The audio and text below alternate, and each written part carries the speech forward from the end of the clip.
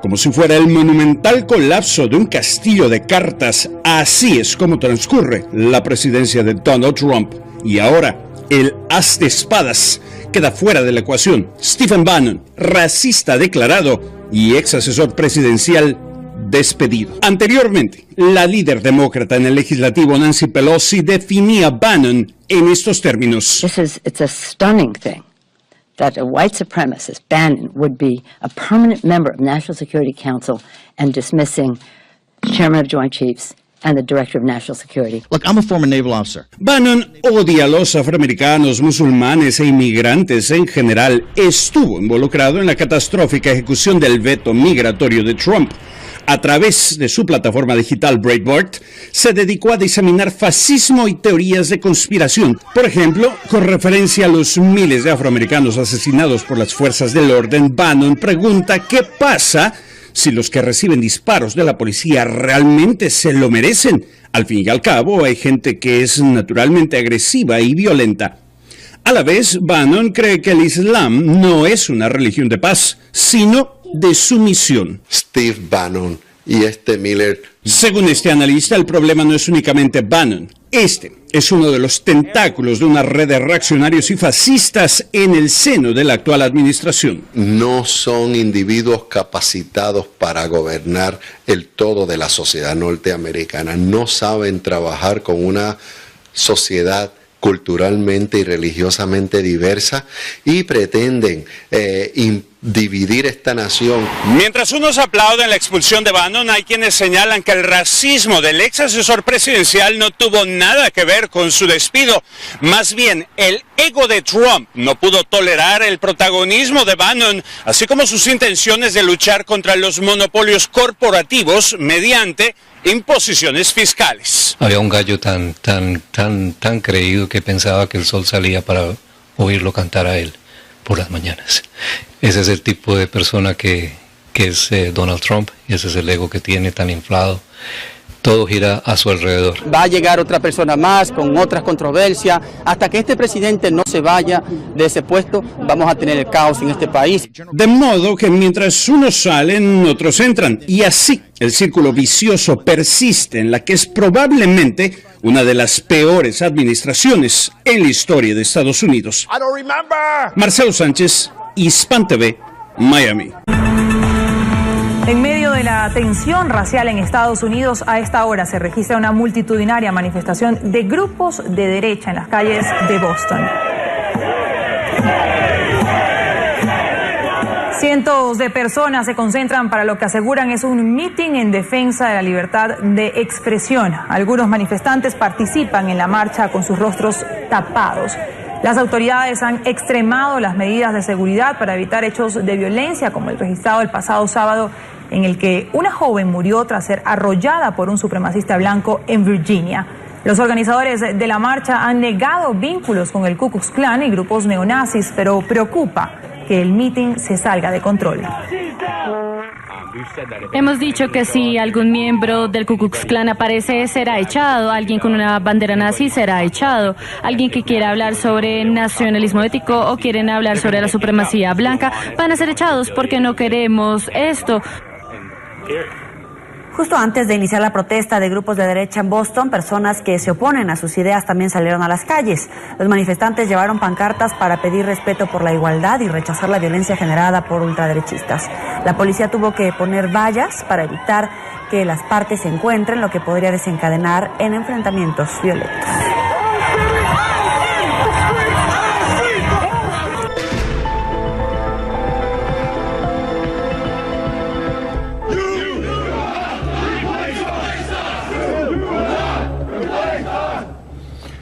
Esto es algo que tienen que ver, a mí me fascinó, lo subí a mi cuenta de Facebook, Montero CNN. Es un documental de 22 minutos que fue para sus productores y para muchos de los que lo vimos la mejor manera de entender lo ocurrido en Charlottesville. Es un episodio especial de Vice News Tonight, un programa de noticias de HBO y contiene imágenes realmente escalofriantes de las marchas de los supremacistas blancos del viernes por la noche. Mucha gente supo la magnitud de los sucesos a través de las redes, donde compartió este video. Para hacerlo más accesible, se subió también a YouTube. Vale la pena que lo vean, se los recomiendo. Y la controversia sobre los monumentos confederados se expande más allá del sur de Estados Unidos. Ya se han visto actos vandálicos contra esculturas de varias ciudades, también contra otras representaciones de la guerra civil, por lo que gobiernos regionales decidieron acelerar el retiro de dichos monumentos. Y Marta García estuvo en uno emblemático de estos monumentos en el estado de Georgia y nos presenta los dos lados de esta historia. El general Robert E. Lee en medio de la polémica. Para algunos, el relieve tallado de esta gigantesca roca, el mayor del mundo, es un monumento histórico. Para otros, el recuerdo de un oscuro pasado de la historia de Estados Unidos que prefieren olvidar, o mejor dicho, borrar. ¿Por qué? Este monumento representa a 3 generales del ejército de los Estados Confederados del Sur. Se opusieron a la abolición de la esclavitud en la guerra civil de este país entre 1861 y 1865. Stacey Abrams, precandidata demócrata a la gobernación de Georgia, dijo recientemente en una serie de tweets que es un símbolo de racismo, intolerancia y división. Propone que se retire. En el pasado, organizaciones de derechos humanos han protestado contra este monumento. En abril de 2016 hubo enfrentamientos entre supremacistas blancos y personas que se manifestaron en su contra. Los hechos sucedidos en Charlottesville, Virginia, han reabierto la herida y la profunda brecha que divide a los estadounidenses, sobre todo en el sur del país. Esta es nuestra historia, para bien o para mal, esto fue lo que ocurrió. Creo que los deberían retirar por lo que representan. En la comunidad negra lo percibimos como parte de la esclavitud. Creo que es importante no olvidarnos de la historia y no creo que sea una buena idea destrozar monumentos. El nombre de generales confederados está inmortalizado en decenas de escuelas, carreteras, edificios y monumentos de todo el sur de Estados Unidos. Algunos se preguntan si retirar estos símbolos del pasado realmente ayudaría a sanar las heridas. Marta García, CNN, Stone Mountain, Georgia. Es un tema realmente complicado. Yo la postura mía entiendo ambos lados y realmente me gustaría recibir un poco de ayuda y quiero dar la bienvenida a un estudioso de Estados Unidos. Se une a la discusión el periodista Jorge Dávila Miguel, analista y colaborador de la Casa, colaborador de CNN, desde nuestros estudios en Miami. Jorge, ¿qué es lo que tienes una decisión tomada, una posición tomada? ¿Estás de acuerdo con que retiren estos documentos? ¿Tendrían que permanecer los monumentos? Lo acabas de decir tú ahora mismo, Carlos, es algo complicado en que tú eres capaz de ver los dos lados y la decisión es durísima, como en todos los conflictos nacionales tan candente como este. Estamos hablando de si debemos interpretar la historia sucedida hace 160 años con la visión actual, pero también estamos viendo grupos violentos, en este caso principalmente los supremacistas blancos, que son más de lo que uno podía imaginar y que están peleando también por una cuestión ideológica. A mí me parece que no se puede analizar la historia con la mentalidad actual.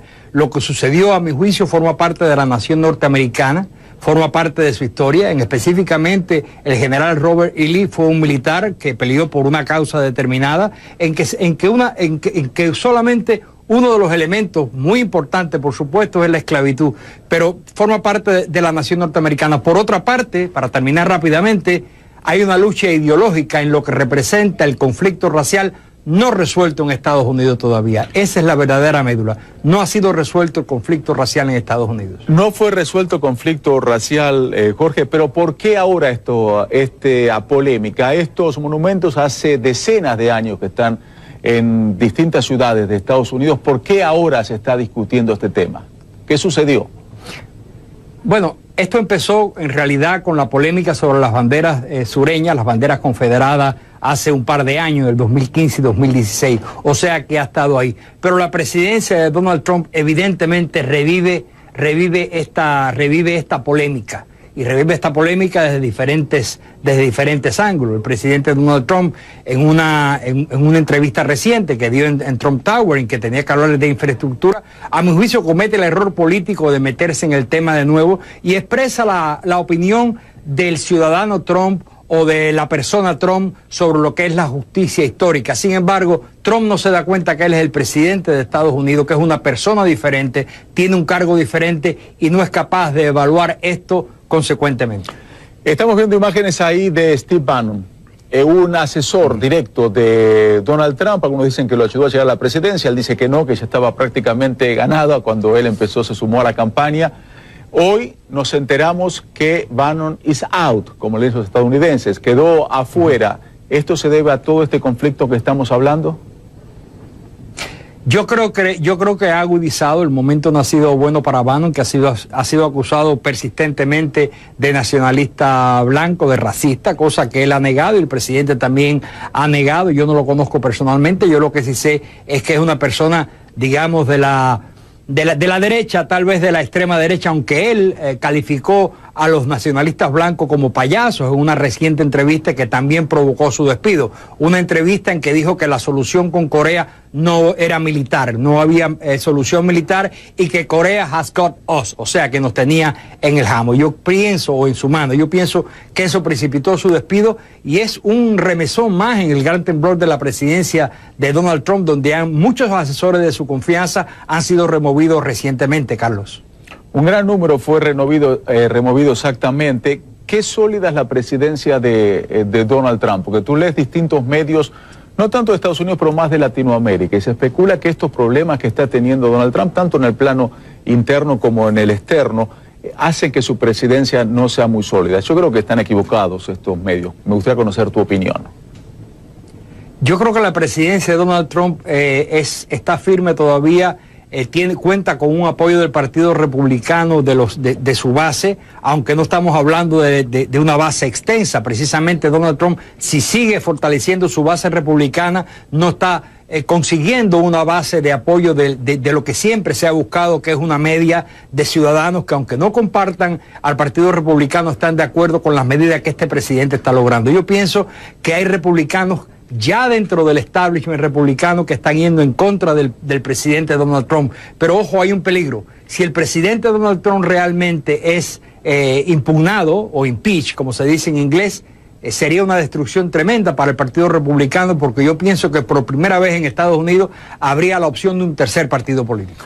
Jorge, muy amable. Segmento de opinión. Pedro Brigger, colaborador de CNN, habla sobre la visita del vicepresidente Mike Pence a varios países latinoamericanos y lo que dijo de Venezuela. El vicepresidente de los Estados Unidos, Mike Pence, visitó 4 países de América Latina en una gira que tuvo ejes políticos y comerciales. En lo político, como no podía ser de otra manera, se trató el tema de Venezuela. Y está claro que en todas las conferencias de prensa que mantuvo con los presidentes de Colombia, Argentina, Chile y Panamá que visitó, el tema Venezuela estuvo en la agenda. Más allá de lo que se pudiera debatir en privado, todos plantearon algún tipo de postura respecto de la situación en Venezuela. Los 4 países, además, forman parte de los 12 que firmaron la Declaración de Lima el 8 de agosto, donde se señalaba que no se iba a aceptar ningún acto ni resolución que emanara de la Asamblea Nacional Constituyente que se votó a fines de julio. Sin embargo, existe un problema, porque la resolución de Lima toma en cuenta en su momento lo que planteaba la oposición, que no se iba a presentar a las elecciones de la Asamblea Nacional Constituyente, lo que efectivamente hicieron, la boicotearon. Pero la oposición modificó su postura. La mayoría de los sectores opositores ahora van a participar de las elecciones regionales convocadas para octubre, convocadas justamente por la Asamblea Nacional Constituyente que ellos mismos rechazaban. Por lo tanto, existe una paradoja, porque si se sigue planteando una adhesión a la Declaración de Lima, donde se dice expresamente que no se reconocerá ningún acto emanado de la Constituyente, La pregunta es si se seguirá apoyando a los sectores más radicales que decidieron no participar de las próximas elecciones regionales. Y tal vez uno se va a encontrar con una situación donde el gobierno de los Estados Unidos y 4 países latinoamericanos tengan una postura más dura frente al gobierno de Nicolás Maduro que la propia oposición venezolana.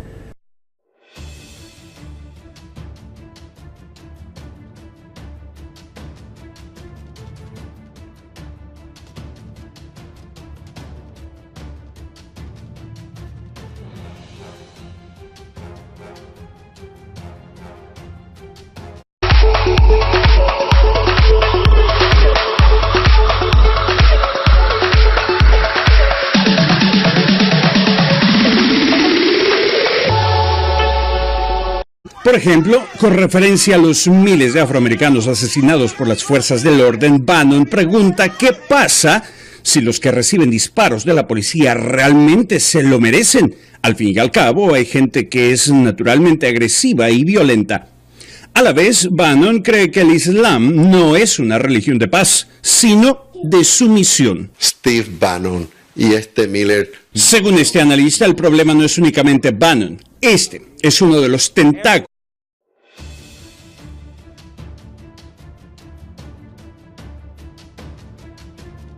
como si fuera el monumental colapso de un castillo de cartas. Así es como transcurre la presidencia de Donald Trump. Y ahora, el as de espadas queda fuera de la ecuación. Stephen Bannon, racista declarado y ex asesor presidencial, despedido. Anteriormente, la líder demócrata en el legislativo, Nancy Pelosi, definía a Bannon de una red de reaccionarios y fascistas en el seno de la actual administración. No son individuos capacitados para gobernar el todo de la sociedad norteamericana. No saben trabajar con una sociedad culturalmente y religiosamente diversa y pretenden dividir esta nación.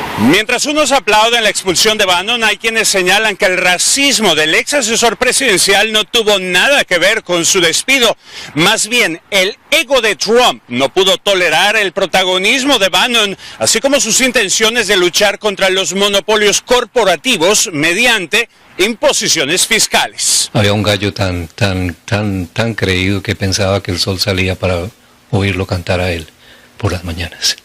Ese es el tipo de persona que es Donald Trump, y ese es el ego que tiene tan inflado. Todo gira a su alrededor. Va a llegar otra persona más con otras controversias. En estos términos, it's a stunning thing that a white supremacist, Bannon, would be a permanent member of National Security Council and dismissing Chairman of Joint Chiefs and the Director of National Security. Look, I'm a former naval officer. Bannon odia a los afroamericanos, musulmanes e inmigrantes en general. Estuvo involucrado en la catastrófica ejecución del veto migratorio de Trump. A través de su plataforma digital Breitbart, se dedicó a diseminar fascismo y teorías de conspiración.